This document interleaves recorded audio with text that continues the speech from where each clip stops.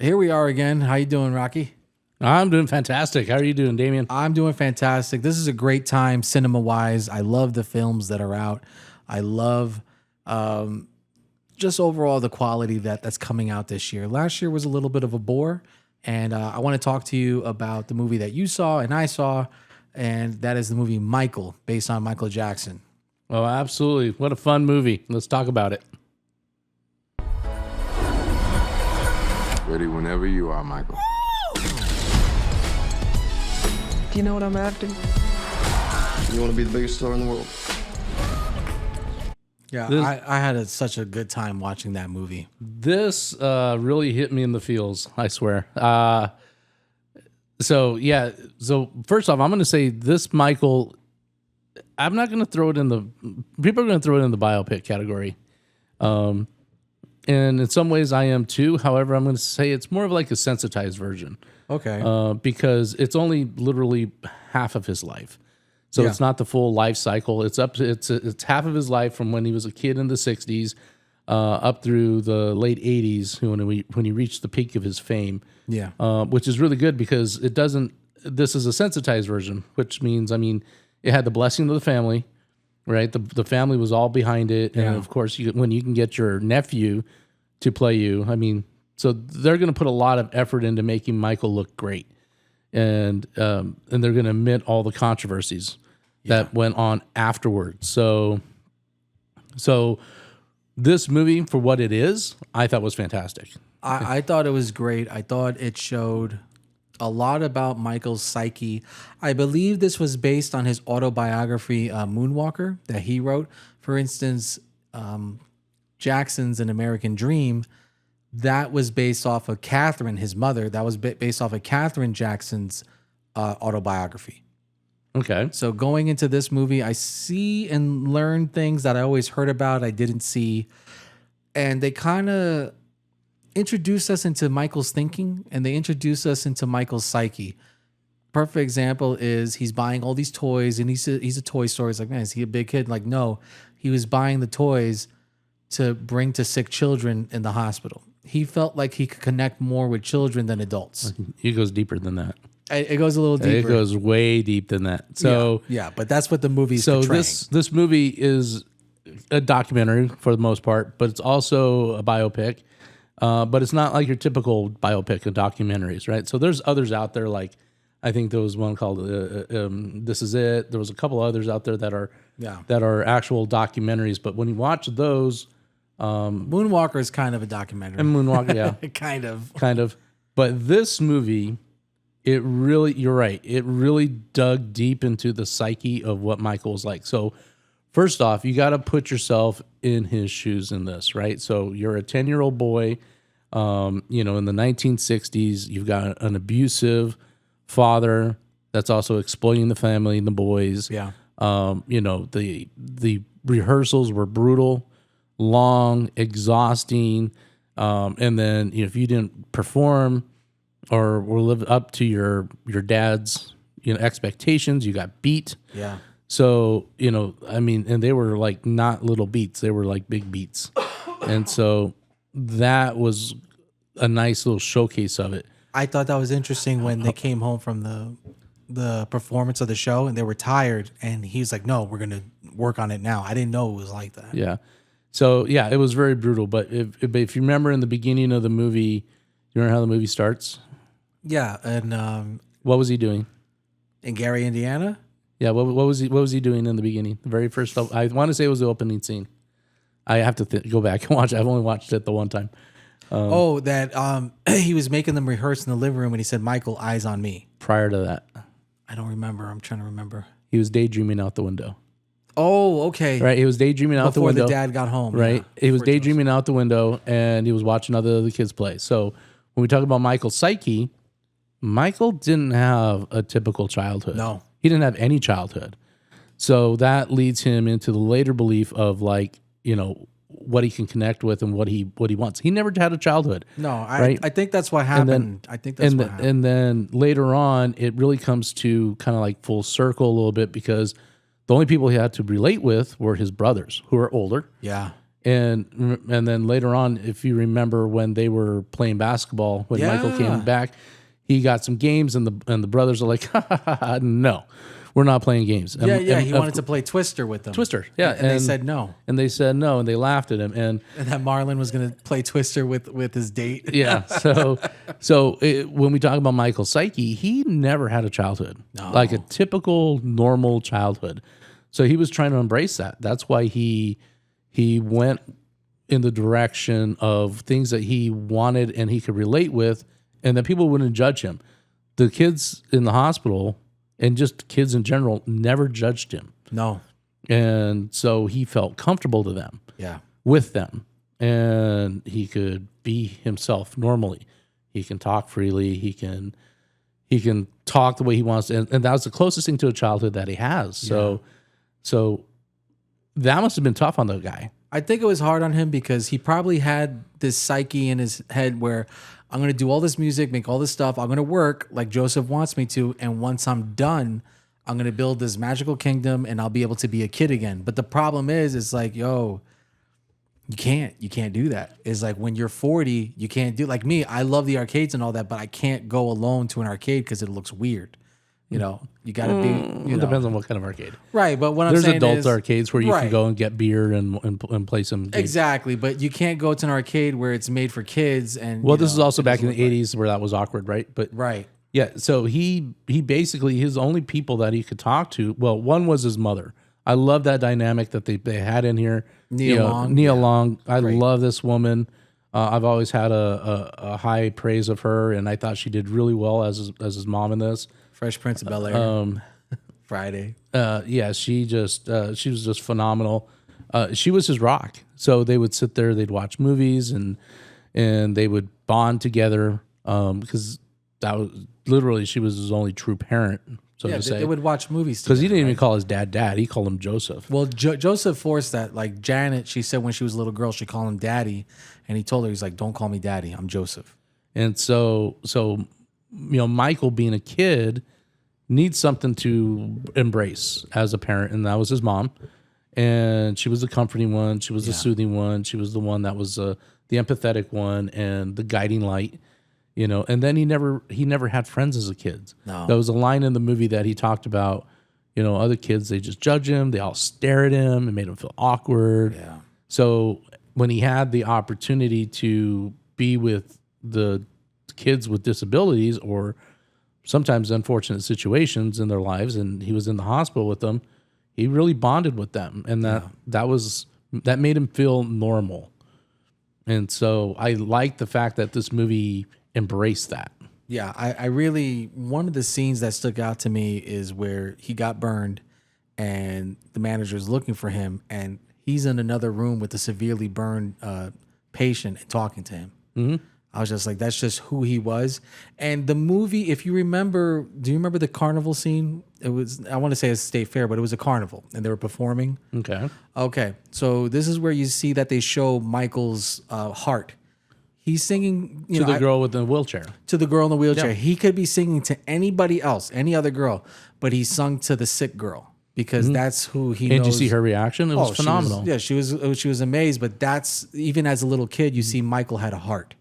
No, it just made her feel special. He wanted to make her feel special, and feel welcome, not be an outcast, exactly. And that's where it was. Now, I like that scene. I also like the fact that this movie really showed the dynamic and the fear that he had for his dad. Yeah, it was hard for him to break from the family, and he knew that he wanted to and had to, but he just emotionally couldn't do it. Yeah. And that's typical in most abused children. Is because, and especially if you don't know who to talk to, if you didn't have that support system of who to talk to. And thank God for his driver, his bodyguard, Billy, I think his name was. he was very influential. I didn't realize how influential he was in Michael's life, but that was a nice view of his relationship. Bill Bray. Bill Bray. Who the actor did a good job looking like him and doing a decent job. Keelan Darrell Jones. I'm going to have to go take a look at that guy because I liked him in this movie. Well, they recently released a letter that Michael wrote to Bill when Bill was retiring, and it goes like this. He said, "Bill, it's been a long, long road. We have traveled throughout the years, concert tours, meetings. What's this say? Dignitaries, kings and queens, to countries and touring around the world twice, making people happy through the gift of love and music." And then he told Billy, he says, "I'm coming of age now and beginning to realize the importance of true love. Joseph never had any time for me. He only saw me as a way for him to make money. And as you know, mother was a perfect mother, but I was never with her.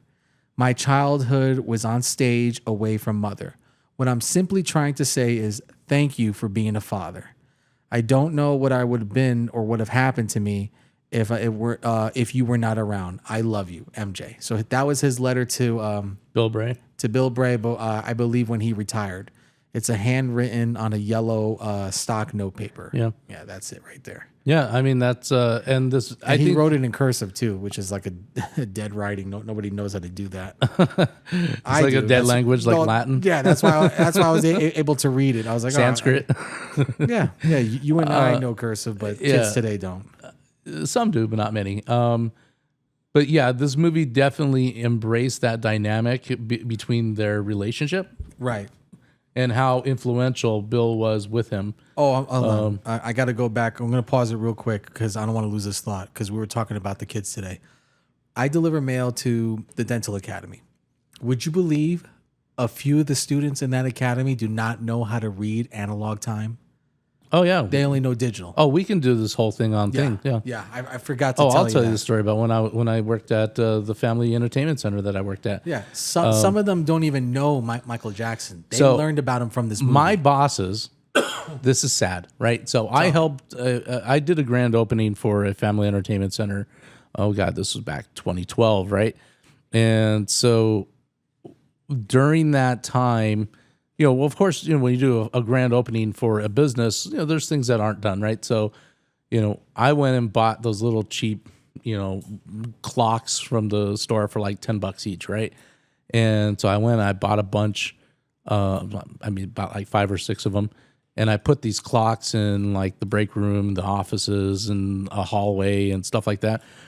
And my bosses come back to me later and they're like, "Hey, you're going to have to return those." And I was like, "Why?" He's all, "Because these kids can't read they can't read these clocks. You got to get the digital ones." Oh my God. I'm like, "Are you serious? You're telling me that these guys don't know how to, I'll teach them how to read a clock." I'm like, oh my God. I didn't understand what they meant. But that yeah. was 2012? That was 2012. Yeah, this is 2026. Yeah. That was 2012. And my bosses made me take those clocks back, the owner, because the younger kids nowadays couldn't tell time. They couldn't read time. Not on a little. That's sad. Just the old school dial clocks. No, and it's sad that a lot of these kids today don't know Michael Jackson until they saw this movie. Now his music's like skyrocketing because of the biopic, because of the parents bringing them in to see this. I grew up with Michael in the 90s. So this was just after the bad era and into the dangerous tour. So I'm gonna figure out. Album. I'm gonna figure this out. There's gonna be a term that's gonna come of this as time goes on. There's a term that's gonna be applied to this generation because there's an entire generation of, and I'm gonna say these guys are in their, we're 26, so we're gonna say pretty much children born. Not so much late 90s, but like after 2000, right? Where everything before 2000 is oblivion to them. Like they have no clue. It's ancient history. It might as well be the Egyptians. They don't know. They've never heard of it. Like, what do you mean World War II? What? World War II? Yeah. I'm like, what are they being taught in school? It's like, do you not know who like the 47 presidents are? Do you not know, at least can they name half of them? One of them didn't know that Reagan got shot. I'm like, what are they teaching you? They're not teaching these kids properly. Nothing about American history, world history. Yeah, they should know. And so they don't repeat the same mistakes. That's why it's taught. They're not being taught. And it's not just that. It's just everyday life.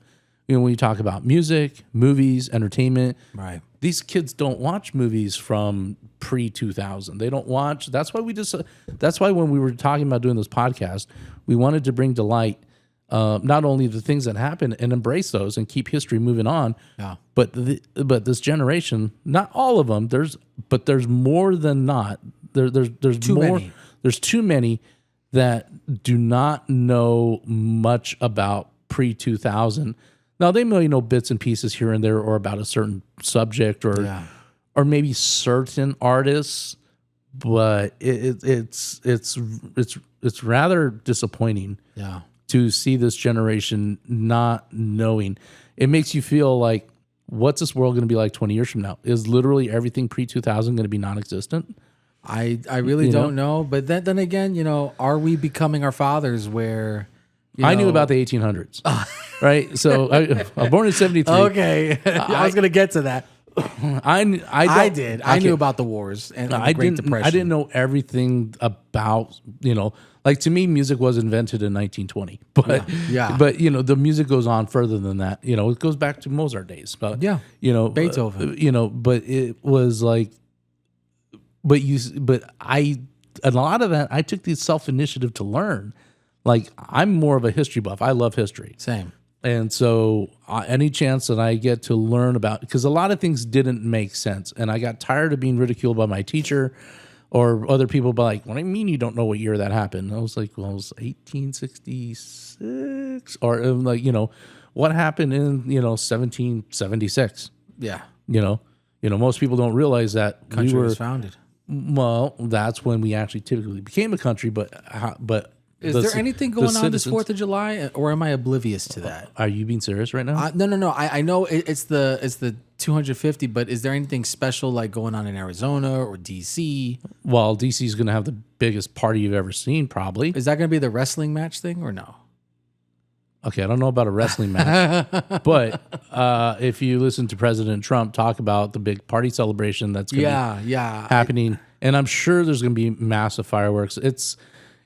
And I'm actually looking forward to it because one thing that I do like about Trump is the fact that if he's going to throw a party, this is going to be a party. Yeah. And so I'm looking forward to that. As far as what's happening in Arizona, well, I don't know. I would like to think I would like to think that something nice is going to happen, or a big parade or something, but I don't know. And even parades, we don't do parades. Fiesta Bowl parade is probably the only one that we do. Yeah, the parades were common when I grew up. Halloween is another thing that surprised me, that nobody trick or treats anymore. I have candy sit in the bowl sometimes. Yeah, there's other theories to that one, but as far as like, I mean, growing up, I mean, we had like 6, 7, 8, 9, 10 parades every year. I mean, there was a Veterans Day parade, Memorial Day parade. There was 4th of July parade. There was a Christmas parade. We had Christmas parades. Back east, we had a Columbus Day parade. Yeah. I mean, parades were common. And when I was in school, and whatever, if I was in the band or if I was in whatever group I was in at the time, we did like when I was in Veterans and I was in ROTC, we did the marched, for like that. But it was. I can't name more than one parade that happens here in Arizona, but I may be wrong because they don't promote it. They don't talk about it. They don't like try to get people there. Maybe Tucson, but I don't think Phoenix. Yeah. No. So, but yeah, it's sad that it takes a movie like this to get this younger generation to really understand who Michael was and saw it. But for me.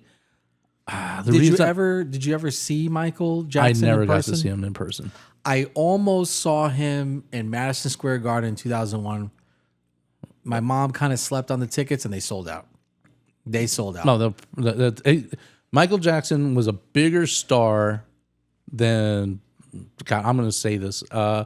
He's a bigger star than any artist in modern day age today. Like Taylor Swift, bigger than Taylor Swift. Oh, 100%. By far. The impact that this man had on the world. Nobody has passed his records yet. No. And so and you're in a little bit more fortunate situation being, as close to Madison Square. I grew up in Albuquerque. Yeah. Big concerts like Michael's wouldn't have gone there. They came to Phoenix. They went to Dallas. Okay. Denver. But good luck trying to get tickets for that. Dude, it was sold out. I tried to go, and my mom slept on it. The one other opportunity I had a chance to go was in 2002, and that was at the Virgin Record store. He was at the Virgin Record store across from where they filmed TRL, and I had a chance to go, but I would have to play hooky in high school, and it was frowned upon. And I thought Michael was going to live a long time, not realizing there was going to be another case. He was going to leave the country after that case, and then he would die in 2009. For those of you that don't know, TRL is Total Request Live. Oh, MTV Total Request. I'm sorry. I'm talking like everybody knows what that is. Yeah, Total Request Live, MTV, Carson Daly was the host. Oh, what was the guy's name? Carson Daly. Oh, it was Carson. No, prior to that. Carson Daly. He didn't start the show. It was some other guy. No, it was him, I think. No. We're gonna have to look up the TRL. Well, that's what I would remember when I would come home, and those were my opportunities to see Michael. And then my father met Joseph Jackson, so my dad met Michael's dad, and I'm just like, what the hell? What are the chances that I always looked up to Michael, and some of the movies I would relate to him and stuff like that, and I know what it's like with a strict, tough father. And I thought that was interesting. I was like, what the hell are the chances that these two devils meet each other and shake hands? The same hand that hit Michael shook hands with the same hand that hit me. It was cosmic. All right. So you're right. So Total Request Live debuted in 99? 98. 98, okay. And it was Toby Ames, Amanda Lewis, and Carson Daly. Yeah. Carson Daly, okay. Yeah. I think. And now look at him. He's doing. Yeah.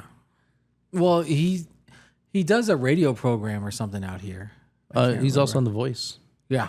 He's the host of The Voice. But yeah, so my dad met Joseph Jackson in 2006, and my dad worked with the gentleman in the police, the prosecutor's office, because it's police, law enforcement. I was just say law enforcement. And that gentleman would provide Joseph Jackson security whenever Joseph would come into town. Same. It was always, we had connections, like people I knew had connections, like my uncle, my dad's brother. He had connections with somebody he knew with Vince McMahon.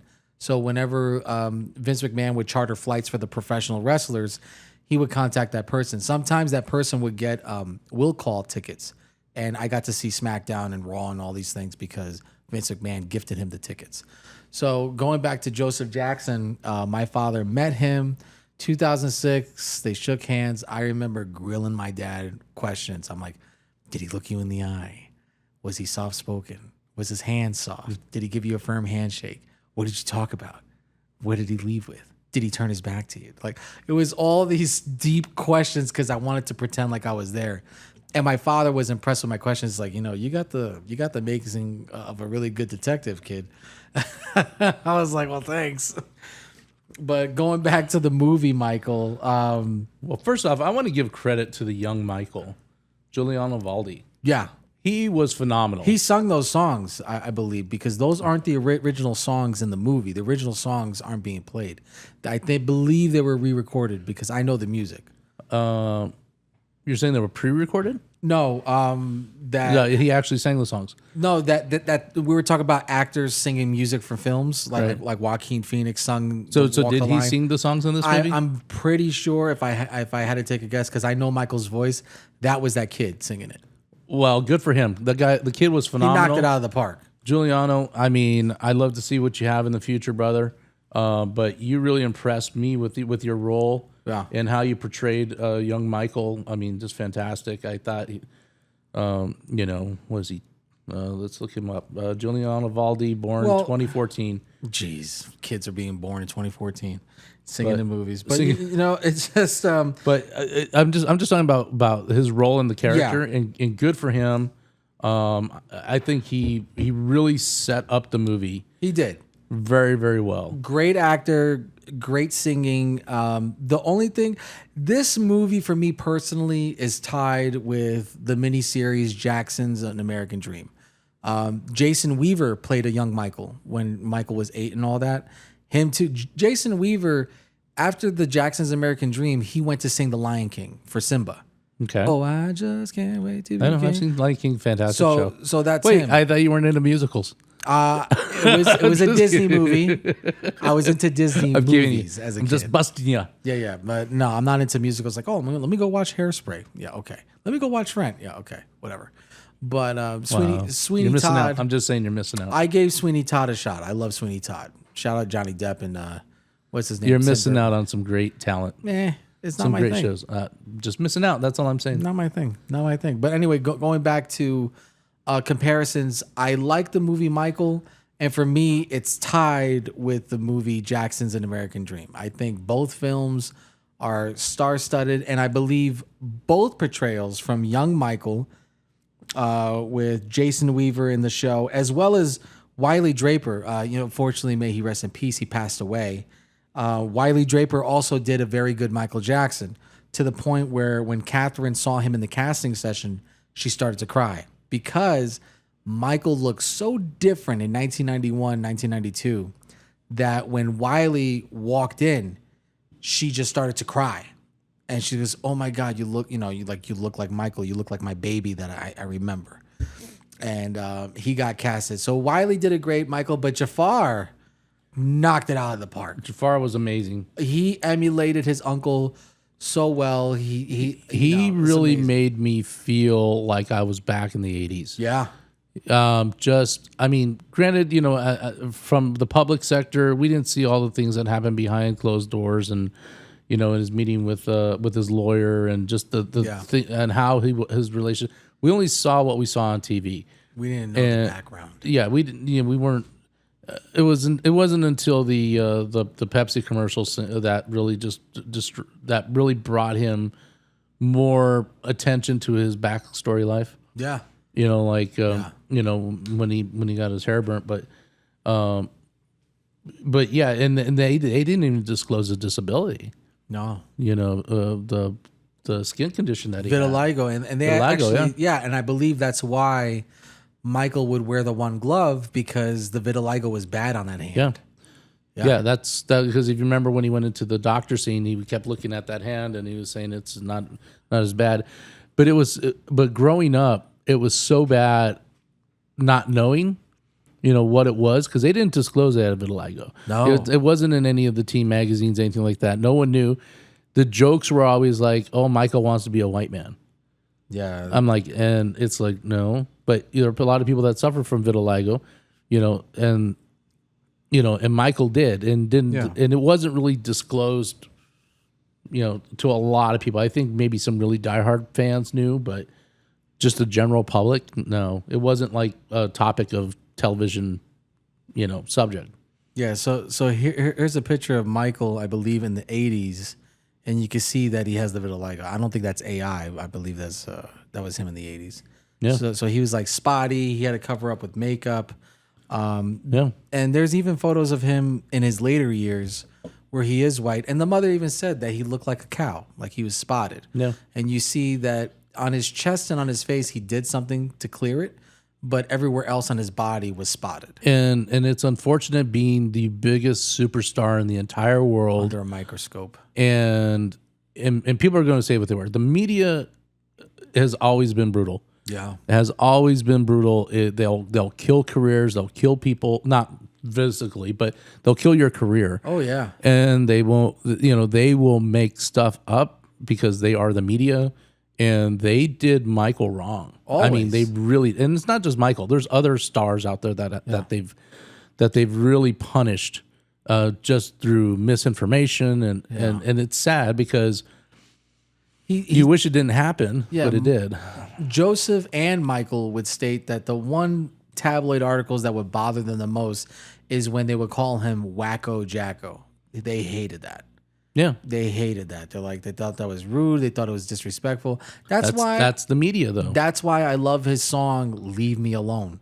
If you listen to it and you see the music video, it's beautiful because and They Don't Care About Us is another good song about that.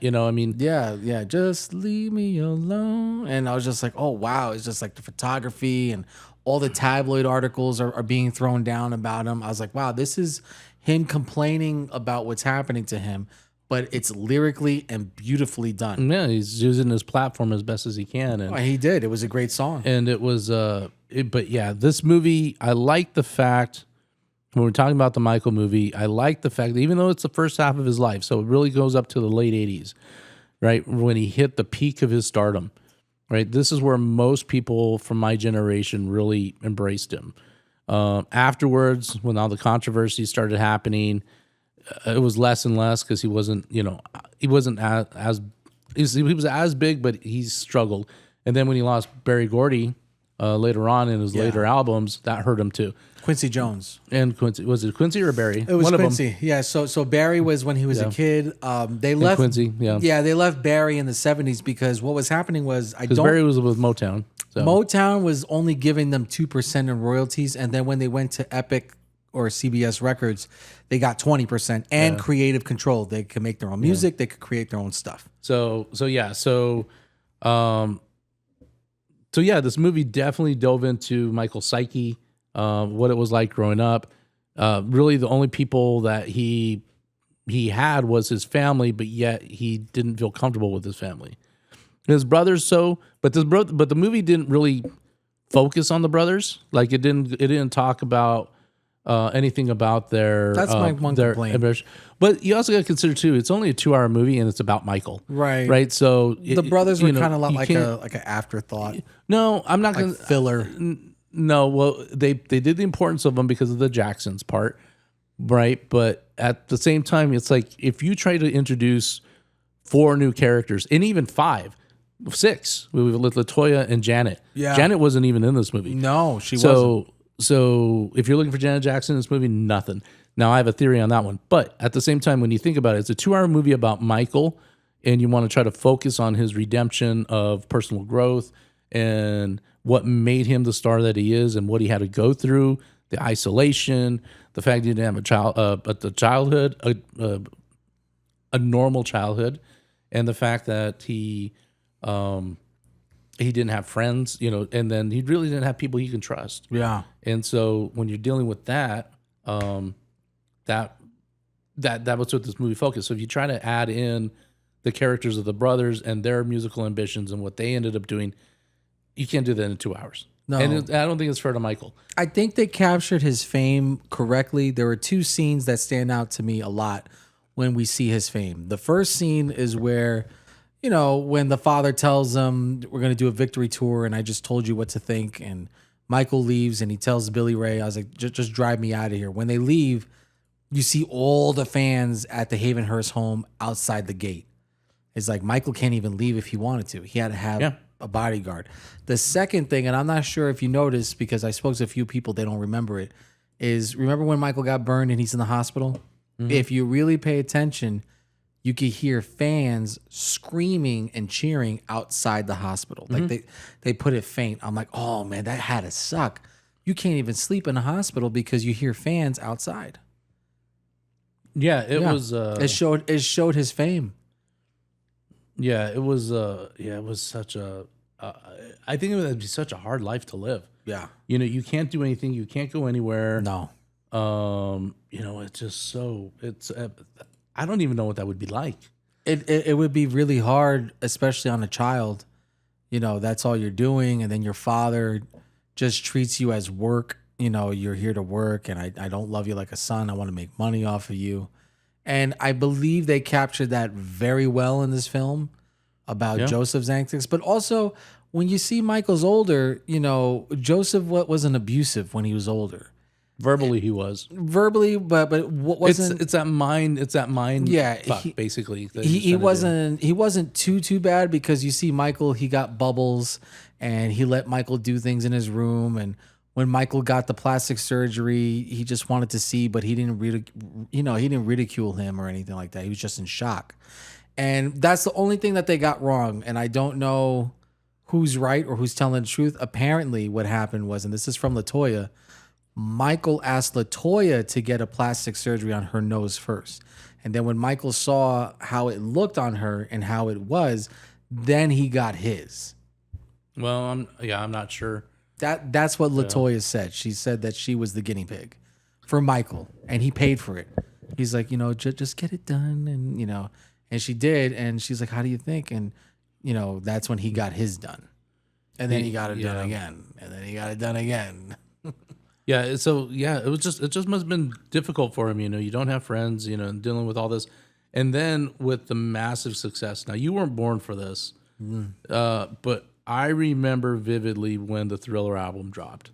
Oh yeah. What, like I said, with this movie definitely brought me back to my childhood, right? So going through his albums, and then when you get to the Thriller album, when that launched, and he went on MTV. Yeah, MTV had that. I remember that was a great scene with Mike Myers. Dude, he plays those characters very well. Yeah, right? yeah. He was in Bohemian Rhapsody. Yeah, And this one, he's like, if you don't play Michael Jackson, I respected him in this movie because I like that. Like, you threatened to take your entire movie song all your catalog, artists, all your artists from MTV. You better play Billie Jean. You better play Billie Jean because I'm going to take the next away 10 minutes, or I'm going to all these people off. Yeah, and you're talking Bruce Springsteen, and all these big artists at the time.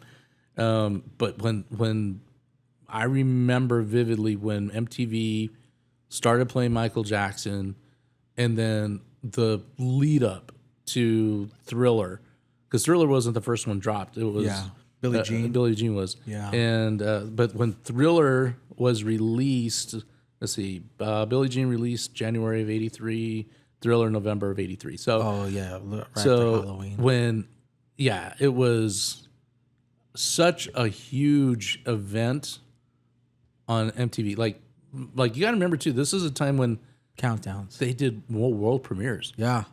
They did world premieres for videos. So I remember the world premiere for Black and White with Macaulay Culkin. Yeah. I remember that one. yeah, and I was around for I that. think the last one they did was Scream with Janet. With Janet. But this one, Thriller, when it dropped, I mean, it was bigger than like a movie, just a regular movie. Yeah. Like as far as like getting a teaser trailer or getting a regular trailer for a movie. This one definitely popped early. Like they talked about it. Stay tuned. So I remember when I was a kid at the time, being home because unless you had a VCR to record it, and I think we did at one point somewhere, but and then no one knew it was going to be 15 minutes long.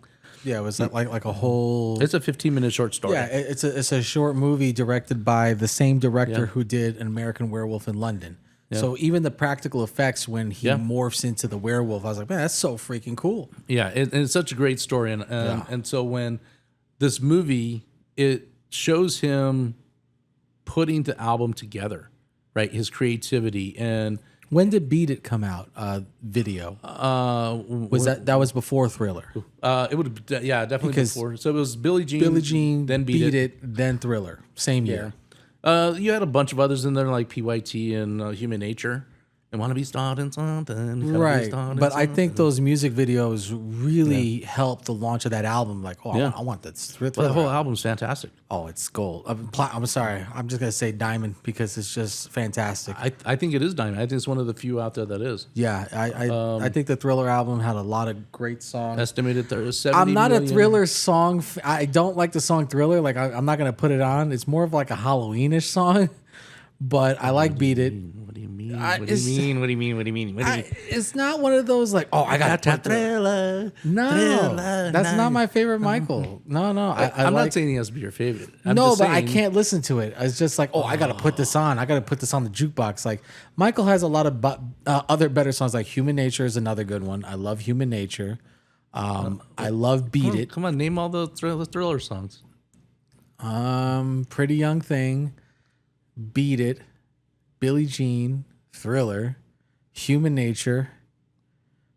No, Wanna Be Starting Something was off the wall, right? Wanna Be Starting Something was on there? Yeah, I think so. Okay. And The Girl Is Mine. Oh, yeah. The Girl Is Mine. Okay, and The Girl Is Mine. Was that 7? That's 7 of 9. 7 of 9. I can't remember the other 2. There was only 9 songs on the album. So I just named 7. It's got 70 million copies sold worldwide and is a certified 34 times platinum. 34 times platinum. So it's not even above platinum. It's not what? So there's nothing above platinum. It's just like 34, 34. Yeah, wow. he just kept racking up. It just kept racking up the platinums. Wow. 34-time platinum. Diamond, I would say, but holy crap. Yeah, it's just insane. So what are the other two songs that I'm missing? Trying to think. Hold on. I can't think of them right off the top of my head. Well, Butterflies was the other one. Man, Thriller. No, it wasn't Moonwalk. Huh. Okay. I don't know. It'll come to me, but the one thing I got to say about this movie, Michael, you know what surprised me the most? Because we're talking about Beat It. Did they do a great casting job? Because those guys, you know, when they were dancing in the studio warehouse thing, they look just like the guys from the music video. Almost. The black guy with the sunglasses and the white guy that looked like he had a 5 o'clock shadow, like he came off the streets. I was like, man, that's some really good casting choice for hair and makeup, because I thought it was the real guys. Baby Be Mine and Lady in My Life were the other two songs. Yeah, see, I'm not familiar with them too much. They don't, I don't think they reached the peak success like that. No. But when you got 7 of 9. Seven songs of 9 on of your 9 album. that are, and I don't know how the others rank as far as Yeah. like popularity, PYT they play in every wedding. Oh yeah. You know, Beat It, Billie Jean, you know, those are all, and Want to Be Starting Something's all over TikTok right now. Beat It always reminds me of Back to the Future 2 when he's in the 80s cafe. No, they played the song in the movie. Yeah, they play the song when he's in, Beat It. yeah, he's like, Beat It, and he gets up after he, you know, tries to hit him with the bat. He goes, all right, Buck. He's like, hey, look, and then he's like, and he catches it, and then you hear, he's like, who's bad or something. I was like, oh shit. You know, I remember at the time too, they were saying, you know, the song is done well when Weird Al covers it. Oh, yeah. Eat it. Just eat it. When I was a kid, I remember there was an Alvin and the Chipmunk version. Remember? You see Alvin dancing with Michael? Oh, there probably been a ton of different versions. Yeah, so you see Alvin the Chipmunk dancing in the music video looking like a badass with Michael. Yeah. So I'm pretty sure that was in the cartoon show. You remember the cartoon show, right? Alvin and the Chipmunks, but I don't remember that in particular. Yeah. It was an episode. I remember MTV would randomly play that version. Okay. Yeah, you don't remember that? Not particularly. Now, when we talk about our show on about MTV, this was probably in the later part of MTV's life when it was died. Yeah. It wasn't what made MTV, like pre-88. Yeah, here. So in this image, you can see Alvin. He's dancing on top of the counter while Michael's singing. So you see he's got the jacket. It was for So it was for the animated series, and then you can see Alvin. He's on top of the pool table. So wherever Michael's dancing and singing, Alvin is like pointing to him and singing back. You know, it was a fun parody. It was a fun parody, but it was just to basically get the kids like rocking with it. And I thought it was cool. But yeah, it was the Rockin' with the Chipmunk special. So, you know, you had the MTV special and then they had a Chipmunk special. And that was, with Michael Jackson and Smooth Criminal. Well, and Beat It. they made that for the millennials. Yeah, so Alvin, hey. So Alvin was in the Beat It. Alvin was also in Smooth Criminal. So he was in it was called Rockin' with the Chipmunk special. So then that's what when they year added, did that show come out? I want to say late 80s, When did it come out? early 90s. Okay, so it was made I don't know the exact year, but 1990. That's what it was. 1990. 1990. Made for millennials. Okay. Yeah. So it was like introducing us to the thing, and they made it cute for kids. Oh, that's so cute. Yeah, it was adorable. But going back to the Michael movie, I thought that was interesting when Joseph, was shaving and he looks at him, he's like, "What'd you do?" All that stuff. I thought that was cool. I think also at that point too, he was kind of realizing that he's got a lot of the success that he wanted, because he wanted out of Gary, and he wanted to not have to work so he's kind of reached some comfort level, and He knows he knows when you're a bully, you know when you've got control over somebody. Yeah. And he knew that with Michael. Oh yeah, he's like, I just told you what to think. Yeah. You're doing a victory tour with your brothers. Yeah, and so it's like, well, what do you? And then at the same time too, he knows he's got to. He's got to. Destiny tour. Yeah, you got to tread on water a little bit and not like really blow up because Mama's been kicking your ass a little bit, but at the same time, you know that you don't want to push too hard. Yeah. To get him to leave you, but damage was already done. Michael was already wanting out. All the brothers left, and I think they captured that well in the miniseries on television, where you see Tito's getting married. You see, well, this movie didn't cover. Jermaine got married. This movie didn't cover any of the brothers and their aspirations and how they did with music and what they did with their lives as being like record producers and musicians. Yeah, I think the miniseries really captured the home life where you see Tito breaks the strings in the guitar, and then and this movie wasn't about them. No. I mean, it was more about Michael. It included them because of the Jackson 5 part. Yeah. They didn't show how close he was with Jermaine. They didn't show how close he was with Marlon. No. You really see that more in the miniseries. They were showing more of his isolation and what prompted him to really follow his own heart as far as like wanting to make his own music, and then having the urge. And I think if it wasn't for Bill Bray, I don't think Michael would have done it to go find your own lawyer. Yeah. To go find your own thing. Because it was Bill Bray that pushed him that way. Yeah, he's like, get out of these contracts, get out, protect yourself. I mean, there was that scene where they're sitting on the curb side, not the curb side, but on the scenic side, the scenic view. Oh, they Hollywood. just drove out. Well, I guess that's where it's at. I don't know. Yeah. They're overlooking California by the Hollywood sign. Yeah, and it was just the two of LA, them. I should say. And that's what he told him. He's all, he says, I just want to do my own thing. Yeah, you just got to break away, get yourself a good lawyer, get your own team. Great acting in that scene. Yeah, and I think that was really good. And so then Michael takes it on, and I thought that was pretty good. I like that. Yeah, I thought it was interesting seeing Michael work. So we got to see that he couldn't sleep, so he went downstairs to the recording studio and started to write Post-it notes and put it on there. So I was like, ooh, now we're seeing an artist's perspective and how this artist worked. Yeah. I thought that was captured well in this movie. Mama say, Mama sa, Mama pusa. Anyway. Yeah, some people were saying, I said I'm not going to stop, so I'm not going to stop. I'm surprised that I was expecting you, the first thing to say about this movie, and I was waiting for it to happen, but I'm going to blow it right now, was I thought you were going to like lead in with the fact that, do you see all the postal trucks delivering all that mail to Michael's house? Oh, yeah. I was about to get to that, but yeah. All of his fan I thought mail. you were going to go there. Yeah, I was like, oh, those are the old school Jeeps. We don't got that in our fleet and the anymore. box trucks. I was like, do you realize how much mail has to be in those sacks and how many sacks you have to have in each truck? Yeah. And then because we could fill those trucks like up to the top. Yeah. And it's like, how many sacks are in this? And then there was one scene where there was two big trucks, two box trucks, and extra little LLVs. The 2 tons? Yeah. And the LLVs that showed, there was like 4 of them. Yeah. I'm like, and they all carried sacks. I'm like, do you know how much mail that is? Like, seriously. It's a lot. How much mail is that? Yeah. And there's no way you can physically go through all that. No. There's no way. No, I'm curious how the post office handled that back then. I don't know. That's a really good thing to ask like somebody who worked there. You need more over here. Damien walks into the work the next day and they say, can you imagine if you had that house on your route? I would go crazy. I'm like, I'm not dealing with this shit. he said, Damien, you have 1.5 billion pieces of mail today.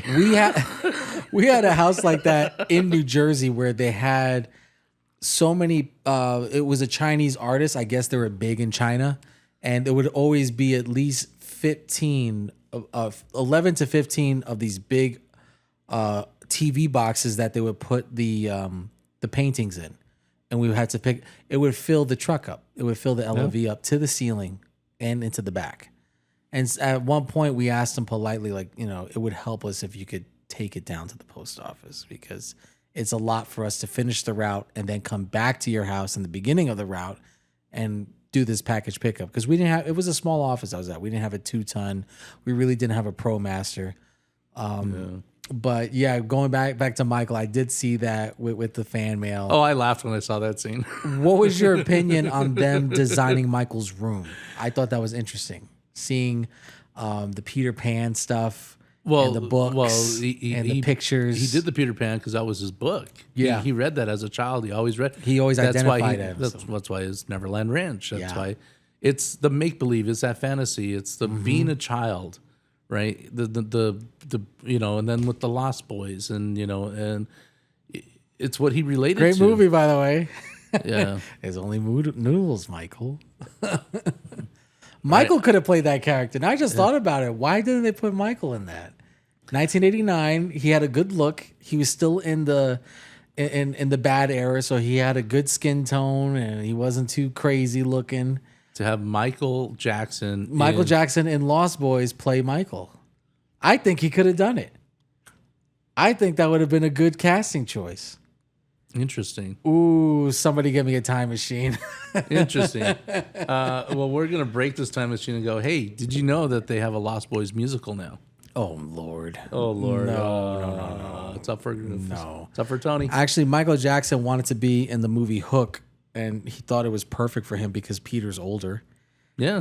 instead of Robin Williams. But because he said no, he hated Steven Spielberg after that. Like, he had a vendetta against him. Did you know that? I did not know Yeah, that. he basically told him, he's like, "Go fuck yourself." Wow, I did not know that part.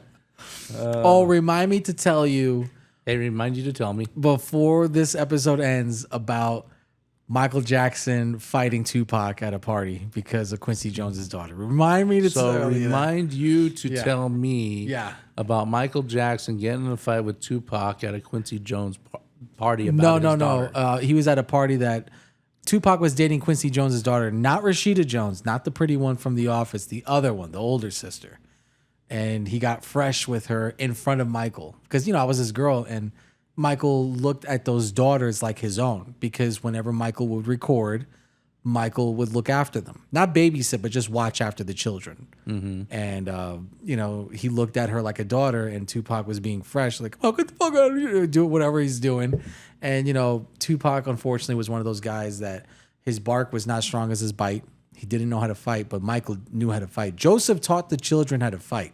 He would make them box, and this is what Tito said. He would make them box or fight the other children or bullies that lived in the neighborhood in Gary, Indiana. And each other. And that was common. and in each the other. That was common in the 50s and 60s. And each other. So Joseph Whitwit was a Golden Gloves boxer, and this is why I believe this story, but we'll talk about it later. I believe this incident because of the people that saw what happened, and apparently Tupac had to get carried out. I'll talk about it later, but it's a very interesting story. You just basically told us the story. No, there's more to it. I'll talk about the back and forth and what happened after. So, but going back to Michael, another fun fact is when Michael was in Motown, he used to look after the other artists' children, and one of the other artists' children was David Ruffin Jr. That was David Ruffin's son. David Ruffin from The Temptations, My Girl. Michael would take care of him. So he goes, yeah, I remember Michael looking after me when they were recording stuff like that. So he was like the big kid on the playground watching after the kids. And then Michael also had a strong relationship with Diana. So apparently Dirty Diana is about her. He was in a relationship with her and she left him for the Swedish guy. Because Michael loved her, but the press got wind of it, some Daily Mail in UK, and Diana backed out of it because she thought it would be bad press. Like this older woman is banging a young guy. It was taboo back then. Now, not so much. Now you see Shakira and J-Lo and all these women, they're dating all these young guys. No, it was a different era to live in. It was a different era to live in. A lot of things were taboo. It was very taboo for, you didn't do generational dating. Yeah. It was very taboo back then. So she chose her lifestyle and her career versus that. And apparently she wrote Dirty Diana because she was hugging and kissing Lionel Richie on the stage and ignoring Michael. And that pissed him off. Yeah.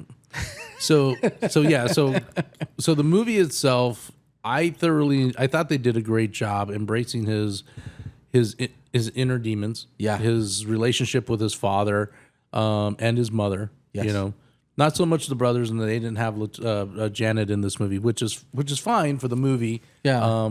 She wasn't because even this in the was- other one. She wasn't in American Dream. She's like mentioned. Yeah. And she's getting a bath. That's about it. And then when they were on the tour, and Michael announced that this is the final show In LA, yeah. in L.A., you know, Joseph didn't have any say in it. I mean, Michael just admitted to the entire world in L.A. You know, so Michael used the platforms that he had. I love the concert scenes. Yeah, I love thought the they did very concert well on that. I thought It'd be nice to be an extra. it felt like you and I were in there. Like I was just like, whoa, I feel like I'm at the concert. The laser lighting and all that. I was like, this is fucking amazing. Yeah, I wish as a kid I would have had the chance to have experienced one of his shows. Right. But that's like kids today trying to get into a Taylor Swift concert. You can't. That's why I like this movie, because this movie transported people who didn't experience his concert like you were there. And the smart thing that they did with this movie was they didn't play the studio recorded sounds. What they did was they added in recorded stadium performances. So when he's singing and all that, that's all real audio from his past concert footage. Okay. That's why it sounds the way it sounds, because it's just like, oh, this is a real thing. So like, for instance, Bad, when you hear Bad, that was a real concert performance recorded in the 80s. No, but it just but from my Gen X perspective, everything from when they created the Thriller album, like I teared up. Like I remember when because they did the Thriller and then they went right into the scene of the Thriller, and I was like, holy crap, that was good. Oh, where he asked the director to pan out to see his Yeah. feet? Yeah, that was great. Yeah, it was. So it was. It brought back so many memories. Yeah. It was. I mean, I'm surprised more people didn't sing in the theater. There were a few people singing in my showing, but there was some dickhead just talking throughout the whole thing when he said bubbles look like Caesar. And when I looked, it was a Gen Z. I was like, oh, you weren't raised right. Talking in the movie, yelling out loud, saying that it looks like Caesar. I'm like, what? It's Bubbles. All right, you know who directed that? Anton Fuqua. No, the Thriller song. Oh, that's the director who, what's his name? I can't remember his name, but he did American Werewolf in London. He did Coming to America. Yeah, we did talk about this. Yeah. Yeah, he did Coming to America, and I forgot his name. John Landis. John Landis also directed Black and White with Macaulay Culkin. Really? If you look at the behind the scenes, Macaulay Culkin. It wouldn't throws a surprise pie me. in He his did. face. He did a lot. I mean, he filmed Animal House, Blues Brothers, Trading Places, Love Blues Brothers. Three Amigos. Yeah. We are the three. My aunt loved that. I still watch that. My mom and I watched that the other day. Remember the singing cactus? Singing Bush. The singing bush. Yeah, the singing bush. The Singing Bush. Yeah. Yeah. So watching this movie gave me, from my perspective, it gave me a feel like I was back in that time. Yeah. Seeing it and then being happy for him because they showed you the struggles that he had growing up and what he had to overcome emotionally and personally. Mm-hmm. His relationships with his family, or lack thereof, and just finding that inner peace within himself, being on stage and being the biggest star ever. So I'm happy that they ended it the way they did on a high note. Yeah. Before everything started falling apart. So I love the fact that they got it up to that point. Yeah. And then they ended it. And The original ending was different. The original ending was going to touch into the controversy where the young boy and the molestation trial and all that. well, I'm glad they didn't do all that. Well, they're going to go into it because if you remember when Michael passed away, he came out. That kid came out and said that he was forced to lie, that he was forced by his father to say all this stuff so the father could get millions of dollars. As a sanitation worker, you're not going to try and put the guy behind bars that did these things to your son. You just want money. And when Michael died, the kid came out with guilt. And of course, Michael learned from that mistake, and that's why he went to the trial in the 2005 thing.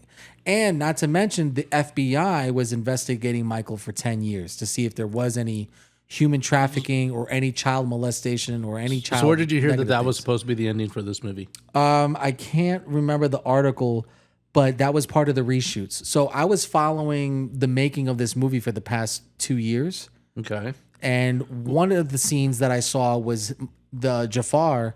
You see it somewhere. You see him singing "Man in the Mirror" on a stage. He's wearing blue. He's got the pants, and he's singing "Man in the Mirror." So there's a lot of stuff that they filmed for this that they got rid of, and they had to move around. Because I'm glad they didn't keep that in the movie because the movie itself, if you're wanting to watch the movie, they ended it on a high note. Yeah. So I'm glad all that controversial stuff. Yeah. It's probably going to be for part 2. Oh, I really hope there's no part 2. No, there Seriously. is. That's the way it ended. It said Michael's story will continue. I thought it says his story continues on. Yeah, in part 2. This movie made Rocky. Unfortunately, you and I know Hollywood way too well. This movie is making so much money and breaking box office records that it's gonna make another one. I really hope not. Look at Mortal Kombat 2. Well, that's a different story. It's making money, and they're greenleading. They're forcing the writer right now as we speak because he just did an interview on Friday. Forcing the writer. Well, they're encouraging him to please write the 3rd script right now, as we speak. He's writing it, probably sitting on the toilet and writing it too. Yeah, it just.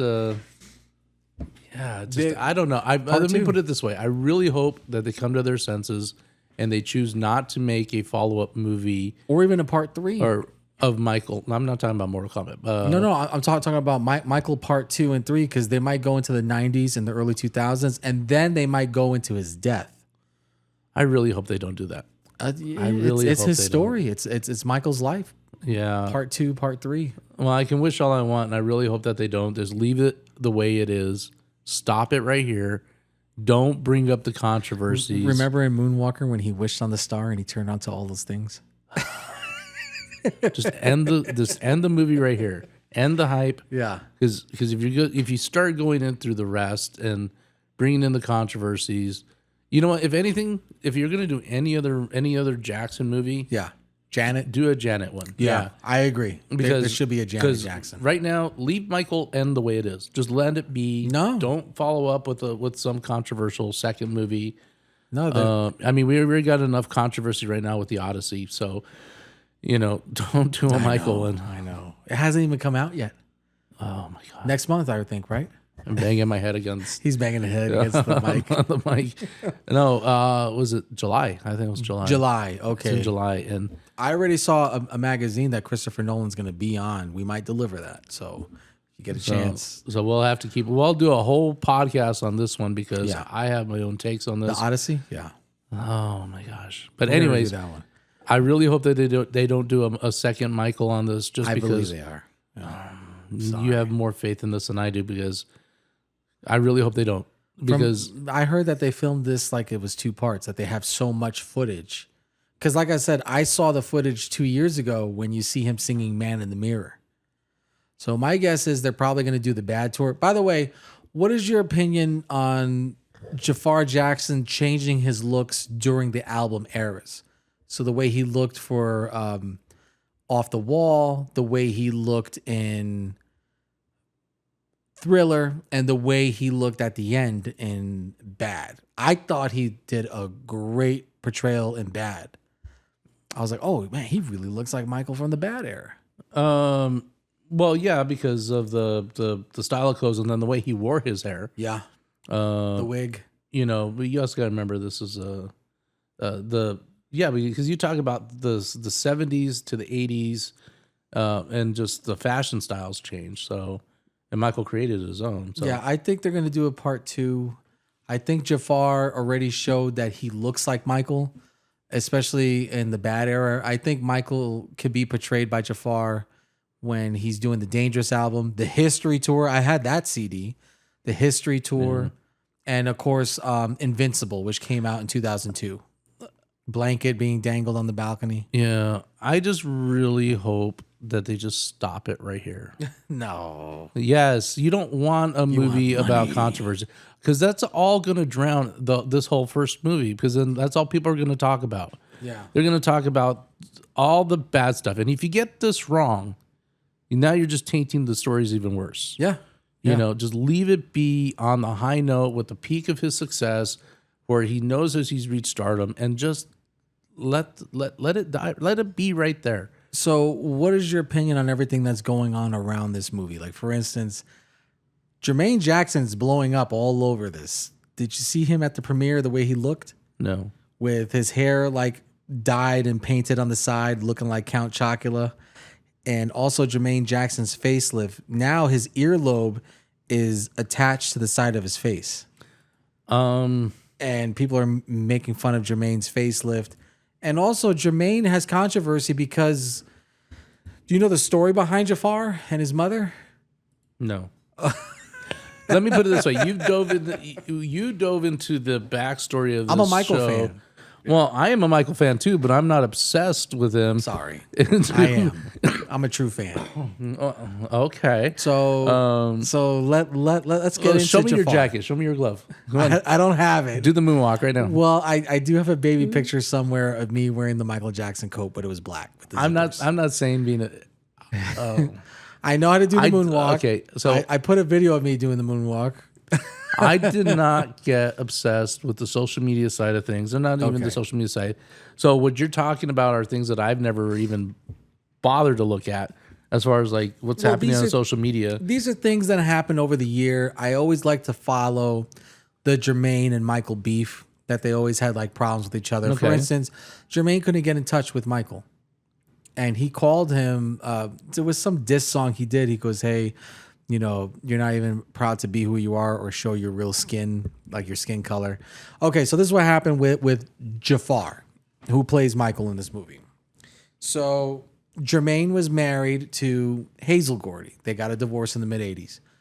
At the same time, Michael and Randy, you know, the brother Jermaine was divorced, whatever. So Randy, Okay. the baby brother, Randy Jackson, he was dating a Colombian woman, and that is Jafar's mother. Okay. So they're just dating, and he had kids with her, but he was never married to her. Okay. And because of that, so her name is Alejandra Genevieve Oaziza, whatever her name is. And she's a Colombian woman. Here she is. I mean, she's pretty. I mean, she's got like an Eva Longoria thing going on there. Okay. And when Randy broke up with her, so Randy had children with her. And what happened was Randy broke up with her, but then she was always in the background, right? Because she got kids with Randy. Okay. Now in comes single Jermaine. Now Jermaine goes in with her and has a relationship with her and gets married to her in 1995. And that is where we get Jafar, who plays Michael.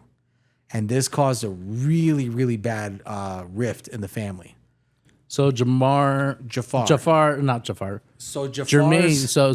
So Jafar is Jermaine's son, correct. and Jermaine hooked up with this woman from Colombia who was the mother of kids with Randy. Right. So that means that Jafar is not only first cousins with Randy's children, but also half siblings.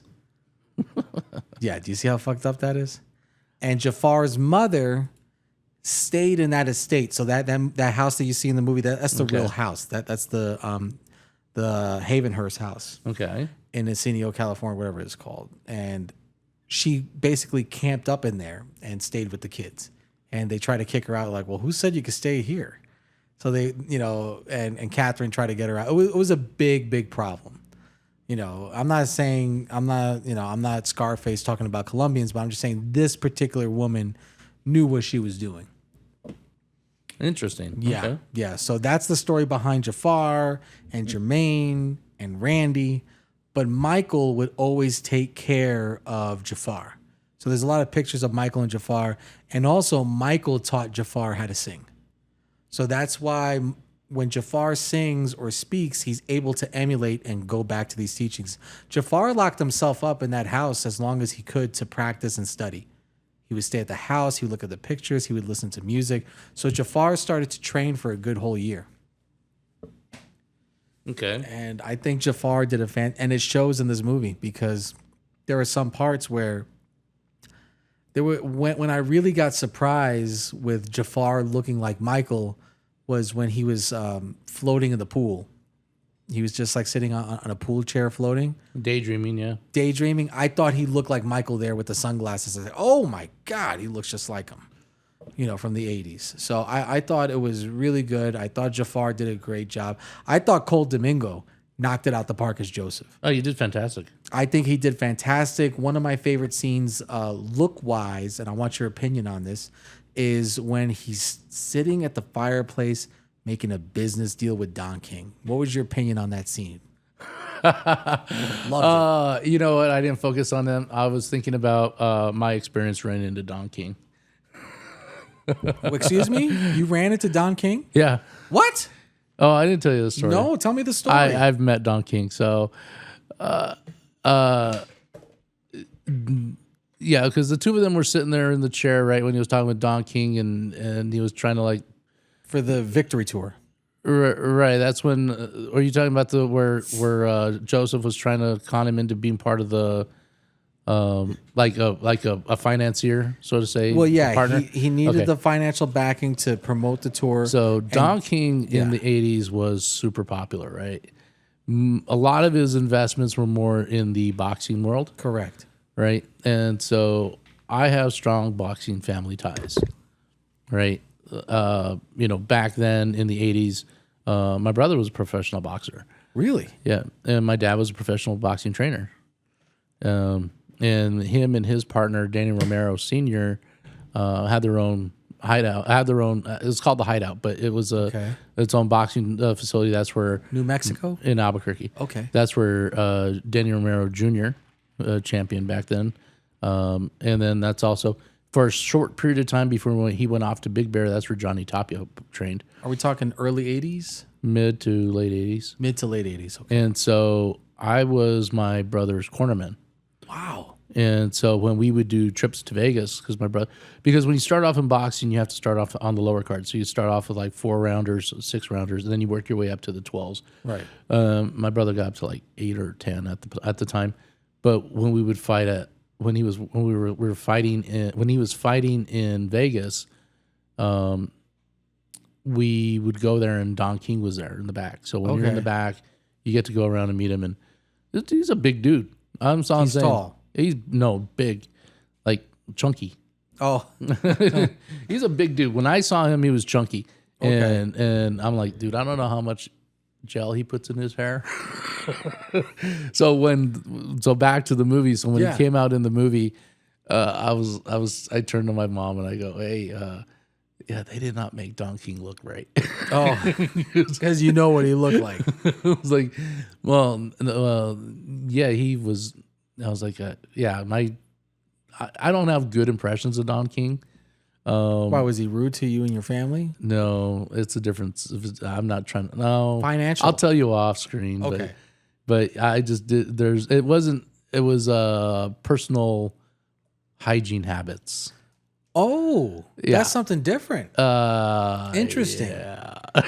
Well, I mean, I understand what you're saying because my father told me the same thing about what's his name? The boss. Of Bruce Springsteen? Bruce Springsteen. Same thing. Poor hygiene. Very bad personal hygiene. I mean, and you're Don King? Oh my God, it was so bad. And I can understand why no one's going to say something because he's the money man. Yeah. But my God, I was like, jeez. Was he wearing a suit? Oh yeah. And stunk through the suit? We're in the back. We're in the staging area. Wow. And of course, my brother's off in his room and whatnot. And I don't have to be in there at that time. So right. So I'm going out and getting to meet I got to meet Roy Jones and a couple of the other fighters that were there at the time. There was some pretty big fights going on. I heard Roy's a cool dude.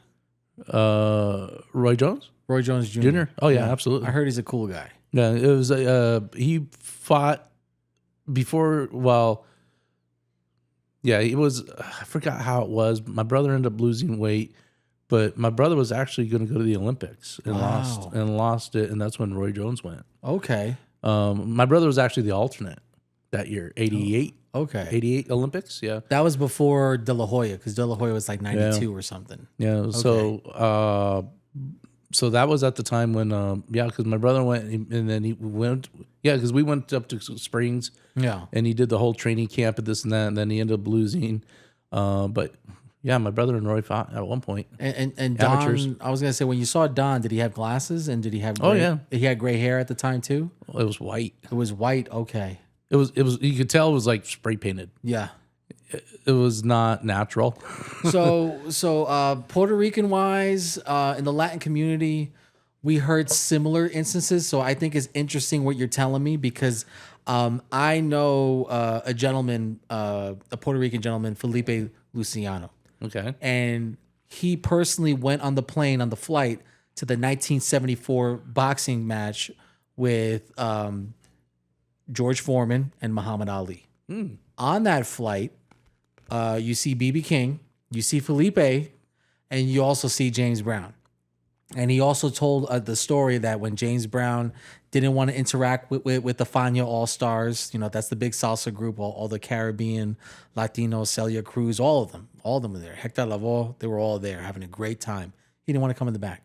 So he said that when James Brown stood up and walked out to say hello to Africa, his perm just kind of like fell flat because the temperature was kind of like here, it was like dry. And he also said the same thing, that Don King had a little bit of a hygiene problem in Africa. Oh yeah. And I was like, maybe he's just saying that, maybe I thought that would be the first time and only time. That's interesting that your story is. That was my first. I ended up running. That was when I actually like the first time I went up and my dad was like, "Here's Don King," and shook his hand, and we talked a little bit, and he talked to my dad, and I was like, oh God, this is horrible. And then the second time was like a couple of months later, a year later, we went back and there was Don King again. I went up and I said, hello, Mr. King. And I walked away really fast because it wasn't the first time affair. I was so like, it was the second time that it happened. Oh, no, both. Wow. Dude, he was bad. Wow. Yeah. So it wasn't just like, I got out the airplane, I have time to take a shower. Well, you think, bad, he could have been up from like 4 a.m. Now here it is 8, 9 o'clock at night, and we're in the back staging area. Yeah, he's working all day. It's hot, sweaty, you're in a suit, you got a lot of things going on. So, I can understand, One time, but the second time I was like, okay, this ain't going anywhere. Yeah, he's telling you something. This is personal. I was like, so anyways, back to the movie. When Don King was there. Scene, yeah. Now I give him credit. He's a good businessman. Yeah. Right. And so, I thought Coleman did a really good job there. I thought he did a good job in the whole movie. Very believable. Yes. He made me afraid of him. Oh yeah. Like if I saw that and I was like, okay, I can. And just the stare, the glares, the makeup looked great. The mannerisms, yeah, the gestures. He was very intimidating. You can tell that he put a lot of effort into his acting to portray that role. Yeah, he did. And but yeah, it was. But yeah, the whole movie. I think just the whole movie just brought vibes of that era when I grew up through that era. Now, granted, I didn't see all the stuff behind the scenes, but when he got up on stage and the songs hit. And I love the transitions, what Antoine did with the transitions from the songs to the scene that was coming up next. It was directed well. He did a very great job with it. I thought it was well cast because I don't need woke America or woke Hollywood to show me, famous people. Yeah, a character that doesn't belong there. Like, if there was a white Jermaine or no, there wasn't too many famous people up in this. I felt like it was casted because it had to get casted. Like, no, you're gonna play, Jafar had to really Latoya. go through. Oh, he had to jump through a lot of. I don't think obstacles. Latoya had one speaking role in this. She had a few when it came to Bubbles and asking about the plastic surgery, but was she the girl sitting there when they were talking about with the snake? Who was that? That was the snake because that wasn't Latoya, was it? That was Latoya because that's a little nod to Latoya when she posed for Playboy with the snake around her. So that was like a little Easter egg. Okay. Yeah. I mean, I had a feeling it was, but I wasn't sure because because the two of them were talking like they were just best friends, not like family. Yeah, and that's what they were. And Latoya said that when Michael was filming the movie The Wiz, she was like his partner, like going out there and being with him and watching after him to make sure he was calm and having a good time. They would hit up Studio 54 together.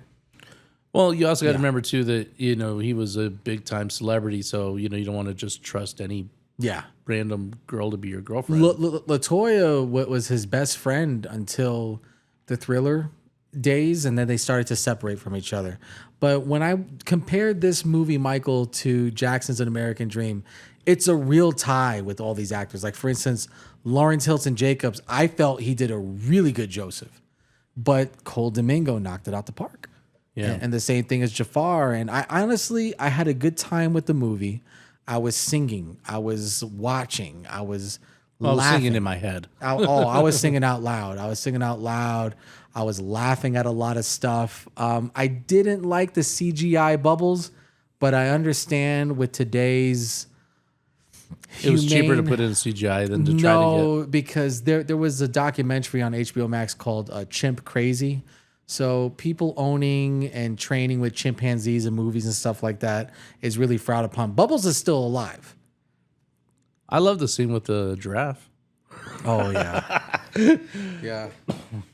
I thought that was cool that he had Bubbles and he was teaching them. But when these chimpanzees reach a certain age, you have to get rid of them because they become very feral and wild. And Eddie Murphy said it because he went to Michael's house and he saw Bubbles in the cage.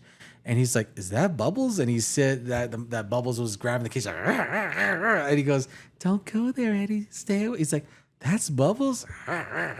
He goes, "Don't go over there, Eddie."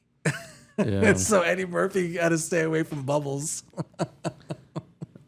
Actually, if anything, the one person that I wish that was more in his life or in this movie at all wasn't even mentioned was Lionel Richie. Lionel, yeah. Or Quincy, too. I think Quincy was missed out. Speaking of Quincy Jones, now we're going to come for full circle on the Tupac story. Are you ready? I thought you finished the story. No. So, like I was saying earlier, and, because I believe it. I believe this story. It's like, oh man, this had to happen because a lot of people starting to talk about it, and it was always those things where you don't say nothing because it's going to ruin Tupac's reputation. But I think it's true. This happened like in the mid '90s, and he was dating Khadijah Jones. That's Quincy Jones' oldest daughter, and Rashida Jones' sister, and they were just like any couple, whatever it is, but Tupac got a little fresh with her in front of Michael. And he's like, "Come on, bitch, let's get the fuck," whatever it is. Like, he was arguing with her, and Michael's like, "No, she's going to stay here." He's like, what you mean, Michael? It's like, what you mean she's going to stay here? She's coming home with me. It's my girl. No, she's staying. You could leave. You could go. And apparently Tupac tried to do the thug life thing, and Michael is not taking a shit. And Michael, I don't know if he did a kick, but apparently Michael got a few punches in on Tupac to the point where Tupac fell and collapsed, and he had to get picked up by bodyguards and thrown out. Yeah, that's apparently a true story, and there were a lot of witnesses to this. And I'm laughing because I'm like, Prince did an interview where they asked him, if you were to get in a fight with Michael Jackson, who would win? And he laughed and he was like, Michael is a lover, not a fighter. But then Prince gives little hints that Michael knows how to fight. And he even says, he goes, "You might be surprised with Michael." Because he said Michael's a lover, not a fighter. But I think if you would push, and also another thing too, that wasn't his real voice. Michael would talk soft and high pitched to preserve his voice for singing. If you really want to know the real Michael Jackson voice, all you video game fans out there, Ready to Rumble Boxing, Michael Jackson was in it. That's his real voice. Michael did the voice in that, and it sounds nothing like him. Have you ever played that game? I'm gonna say no right now. I might have at one point. Yeah. Yeah, so if you ever want to know what Michael's real voice sounded like, let me see if I can get it. Recordings of Michael using his real voice, other than his song 2000 Watts. That's his real voice. And in 1999, when he lent his voice to Midway Games for Ready to Rumble Boxing, where instead of using his gentle speaking voice, Michael opted to use his real voice. Check it out. So you be bad, huh? I don't move over for no one.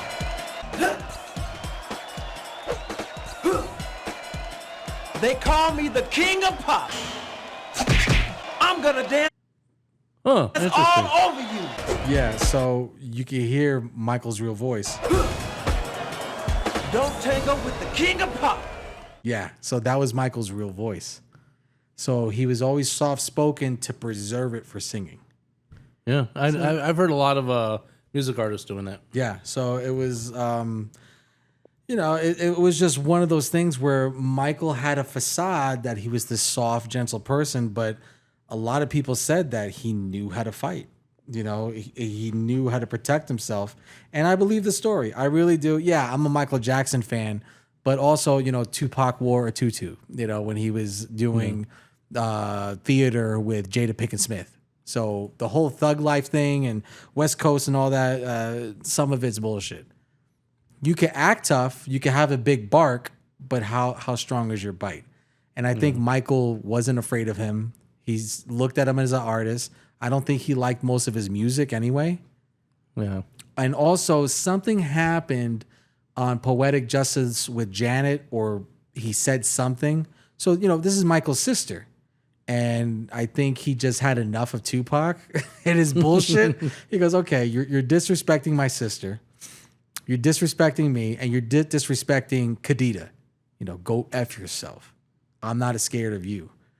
Oh, screw you, Mike. What you going to do? Okay. Yeah. There's. Yeah, I mean, it's a definitely different side to Michael that I think most people don't know. Yes, Yeah. Prince. Here we go. So this is a Prince interview. You would win in a fist fight. You or Michael Jackson. Yeah. Who would win in a fist fight? You or Michael? Let's see. Keep it light. Keep it light. How about this? Michael's not a fighter. He's a lover. Yeah. So everybody's laughing. Could I just say something? I've never really spoke publicly about Michael. We should all just kind of chill, because it's, he may know something none of us really know, and just let's wait and see. Let's wait it out. Let's just See, that was a hint. He said he may know something that we really don't know. Just wait and see. And that was because Prince did interact and know Michael a little bit. He named his son Prince after Prince. And the two of them I do know had this rivalry. a little rivalry. It was playful. It's I guess you can compare it to Stallone Schwarzenegger. He was supposed to be in the Bad video. Yeah. He was supposed to be Wesley Snipes' character, but he had a problem with the lyric. With the opening lyrics, yeah. Your butt is mine. He goes, who you singing that to? Because it sure as hell ain't me, and it ain't mine, and you're not going to sing that to me, so I'm not going to be in your music video. Yeah. Yeah. So, yeah. But the two of them, definitely had a kind of that rivalry, because that was the music at the time. They were two of the biggest stars, pop stars. And Yeah, it started with the James Brown concert event. yeah. It evolved from there. I mean, it happens with celebrities when, very well with Stallone and Schwarzenegger. And Yeah, friendly beef. it's so, and lots of times they're best friends playing enemies, or they're enemies playing best friends. I don't know. I'm surprised Prince wasn't mentioned in this movie. Maybe in part 2 he will be, because of the bad eras around that time. And I hope we don't have a part 2. But I think there's a lot of people that were not mentioned in this movie at all. Like Lionel Richie wasn't mentioned. Yeah. If you watch the Lionel Richie interviews about Michael, Right. there's things like they were constantly having to buy Michael new clothes. Oh, You heard that yeah. story? Yeah. Where He had to go back out and get him new clothes every day, Yeah. they had to buy new clothes for Michael because when he was recording. no, just in general in life. You can't, Michael couldn't people were stealing his clothes. That's crazy. Like there's people out there that have Michael Jackson's underwear. Oh yeah, I did You see know? that it was Yeah. going up on eBay or something. Yeah. Worn underwear by Michael Jackson. Yeah, it's like people would steal them, so they were constantly having to buy Michael new clothes. Yeah.